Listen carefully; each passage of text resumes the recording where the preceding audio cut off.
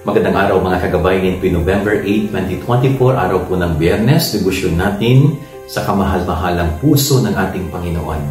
Napakaganda po ng ating Ebanghelyo na maririnig natin ang kwento ng isang tao na nagtiwala sa kanyang katiwala.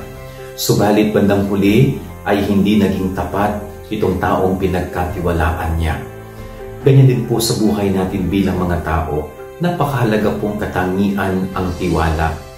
Ang tiwala ko, hindi po yan nabibili o walang halaga ang pwedeng makabili sa tiwala. Kundi ito po ay, kumbaga, binibuild. Ito po ay itinatayo sa isang malalim na pundasyon. Kanya nga ang tiwala, kapag ito'y nawala, napakahirap pong ibalik. Sa buhay po natin bilang mga tao, ang ating pananampalataya, pinagkakatiwalaan po tayo ng Diyos ng lahat ng biyaya. Kaya tayo ba ay nagiging mabuting katiwala ng kanyang mga biyaya dito sa lupa? O tayo rin bilang mga tao sa ating pakikitungo sa ating kapwa-tao, katiwa-tiwala ba tayo? Sana ho kapag may nagtiwala sa atin, ibinigay ang tiwala nila sa atin, huwag nating sirain.